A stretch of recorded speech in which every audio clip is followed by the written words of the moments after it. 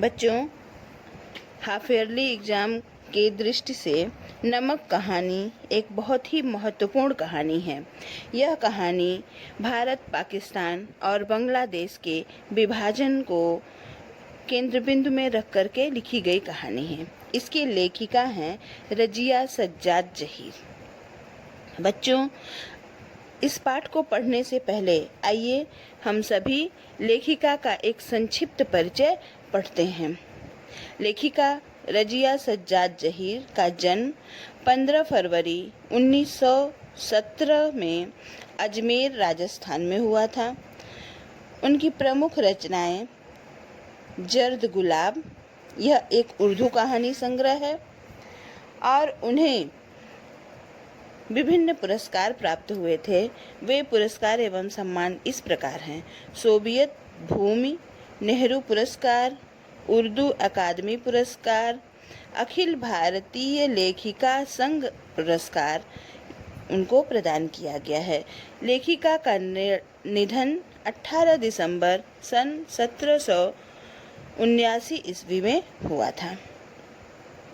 बच्चों, रज़िया सज्जाद ज़हीर मूलतः एक उर्दू की कथाकार थी।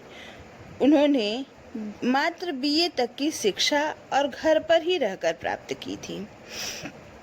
इलाहाबाद विश्वविद्यालय से उन्होंने एमए की परीक्षा उत्तीर्ण की थी। 1947 में वे अजमेर से लखनऊ आई और वहां करामत हुसैन गर्ल्स कॉलेज में पढ़ाने लगी। सन 1965 में उनकी नियुक्ति सोवियत सूचना विभाग में हुई। आधुनिक उर्दू कथा साहित्य में उनका महत्वपूर्ण स्थान है। उन्होंने कहानी और उपन्यास दोनों लिखे हैं। उर्दू में बाल साहित्य की भी रचना की है। मौलिक सर्जन का तात्पर्य बच्चों, जो ऐसी रचनाशीलता जो मौलिक हो। मौलिक मतलब केवल जिस लेखन की उस विधा में उन्होंने ही प्रयास किया है, यह उनकी अपनी व्यक्तिगत विशेषता है। के साथ साथ उन्होंने अन्य कई भाषाओं से उर्दू में कुछ पुस्तकों के अनुवाद भी किए हैं। रज़िया जी की भाषा सरल, सहज और मुहावरेदार है। उनकी कुछ कहानियाँ देवनागरी में भी रूपांतरित की गई हैं। अब नमक कहानी के संदर्भ में उनके विचार इस प्रकार हैं। रज़िया सज्जाद ज़हीर की कहानियों में सामाजिक सद्भाव, धार्मिक सहिष्णुता और आधुनिक संदर्भों में बदलते हुए पारिवारिक जीवन मूल्यों को उभारने का सफल प्रयास किया गया है। सामाजिक यथार्थ और मानवीय गुणों का सहज सामंजस्य उनकी कहानियों में मिलता है। बच्चों, नमक कहानी भारत, पाकिस्तान और बांग्लादेश के विभाजन के पश्चात सरहद अर्थात सीमाओं के दोनों तरफ विस्थापित होकर के पुनर्वासित लोगों के जीवन की व्यथा को टटोलती हुई एक मार्मिक कहानी है। यह कहानी लोगों के अंदर उस विभाजन के बाद उत्पन्न हुई त्रासदी पर कई सवाल खड़े करती है। जब लेखक ये दिखाना चाहती हैं कि जब दोनों या ये कहे कि तीनों देशों में रहने वाले नागरिकों को अपनी जन्मभूमि, मातृभूमि से लगाव था, तो केवल राजनैतिक इच्छा शक्ति की पूर्ति के लिए यह विभाजन किया गया। इसलिए यह विभाजन बहुत ही अप्रासंगिक है। दोनों देशों के रहने वाले जो नागरिक हैं वो अपनी मातृभूमि से प्रेम करते हैं और उनके मन में कहीं न कहीं एक ऐसी आशा छिपी हुई है कि वो भविष्य में अपने उस मातृभूमि को फिर से प्राप्त करेंगे और फिर से हमारा देश एक होगा। हमारे बीच से सरहदों की जो दीवार है वो मिट जाएगी। इस तरह की एक नवीन विचारधारा, एक आशावादी दृष्टिकोण लेखिका ने अपनी कहानी के माध्यम से प्रस्तुत किया है। और बच्चों, वास्तव में आज की यह कहानी नवीन संदर्भों की ओर हमारा ध्यान आकृष्ट कराती है, जहां एक ओर भारत पाकिस्तान प्रायोजित आतंकवाद से जूझ रहा है, वहीं दूसरी ओर लेखिका का यह दृष्टिकोण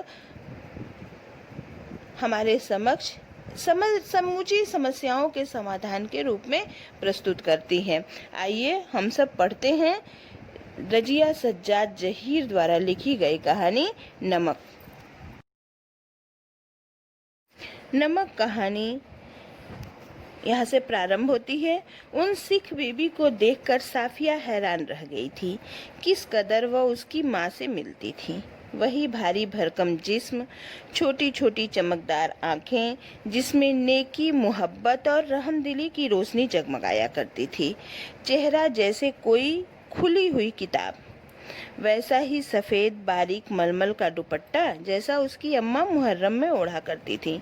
लेखिका रजिया भारत पाकिस्तान विभाजन पर ये जो नमक कहानी है, इसका प्रारंभ एक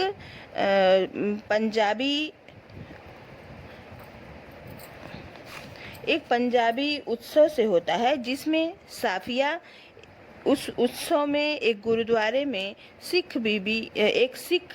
वृद्ध सिख महिला को देख करके उसे आश्चर्यचकित हो जाती है कि वह वृद्ध महिला उसकी माँ से बहुत कुछ मिलती जुलती हैं।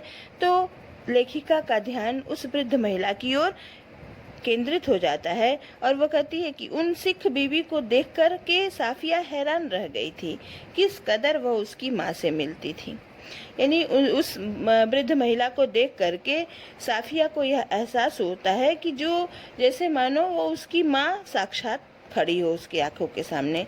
वही भारी भरकम जिस्म का तात्पर्य बेटो शरीर, यानी भारी भरकम वाली शरीर वाली, छोटी छोटी चमकदार आँखों वाली, जिसमें नेकी मतलब एक दूसरे के प्रति सहयोग, सहानुभूति, मोहब्बत अर्थात प्रेम, रहमदिली का तात्पर्य मानवता की रोशनी जगमगाया करती थी। चेहरा जैसे कोई खुली हुई किताब हो, अर्थात लेखिका यह कहना चाहती है कि उस वृद्ध महिला का समूचा व्यक्तित्व जैसे स्पष्ट और सबके सामने एकदम जैसे खुली किताब की भांति स्पष्ट हो, और वह वृद्ध महिला एक सफ़ेद बारीक मलमल का दुपट्टा अपने ओढ़े हुए थी। उसको देख करके साफिया को अपनी माँ का स्मरण हो आता है। जब साफिया ने कई बार उनकी तरफ मोहब्बत से देखा तो उन्होंने भी उसके बारे में घर की बहू से पूछा। अब साफिया को वह उसकी माँ से मिलती जुलती थी, इसलिए साफिया की दृष्टि बार बार उस वृद्ध महिला पर जा रही थी और वह वृद्ध महिला साफिया को अपनी तरफ आकृष्ट होकर के देखते हुए पाई। तो उसने अपनी बहू से पूछा कि यह कौन है।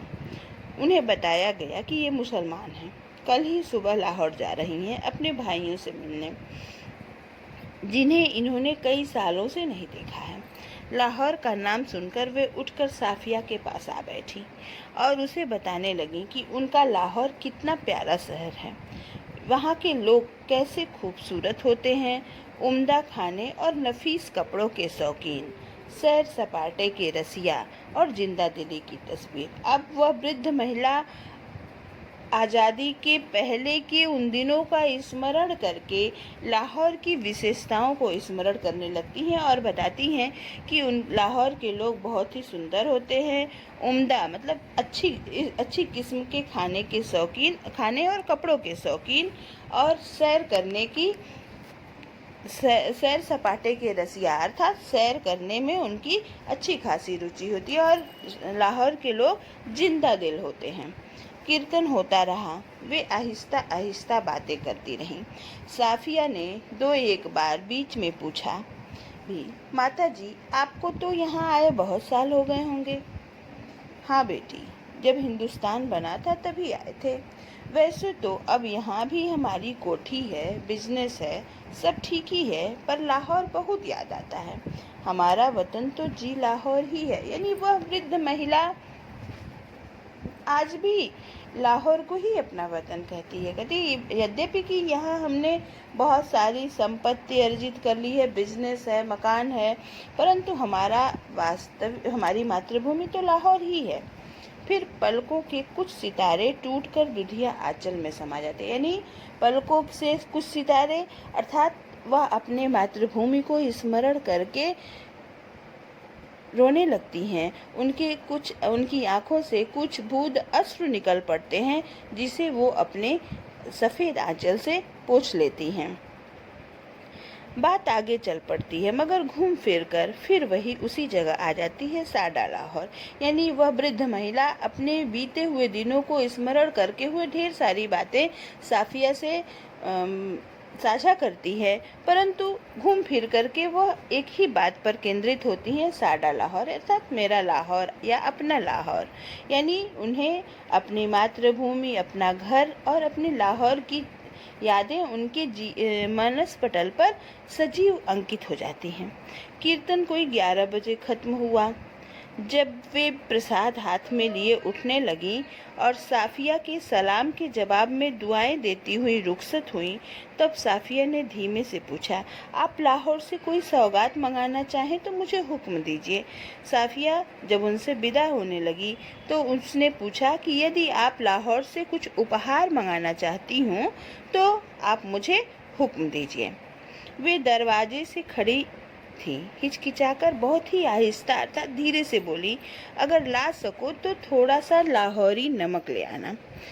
वह वृद्ध महिला साफिया से लाहौरी नमक लाने का आग्रह करती हैं। 15 दिन यूं गुजरे कि पता ही नहीं चला। साफिया अपने भाइयों के घर पाकिस्तान पहुंच जाती है। वहां 15 दिन किस प्रकार व्यतीत हो जाते हैं उसे पता ही नहीं चलता है। रोज अपने पुराने रिश्तेदारों से मिलना, भाइयों की खातिरदारियाँ और कते जिम खाना की सामें, दोस्तों की मोहब्बत, भाइयों की खातिरदारियाँ, उनका बस न चलता था कि बिछड़ी हुई परदेसी बहन के लिए क्या कुछ न कर दें। दोस्तों अजीजों का यह हाल कि कोई कुछ लिए आ रहा है, कोई कुछ, अरे कि जब भी वह अपने परिचितों से मिलती सब लोग उसे तरह तरह के उपहार सम्मान देते। और किस प्रकार पाकिस्तान में निर्धारित 15 दिन उसका समाप्त हो जाता है प्रसन्नतापूर्वक, यह साफिया को पता ही नहीं चलता है। और अब वह दिन आ जाता है जब उसे हिंदुस्तान वापस लौटना था।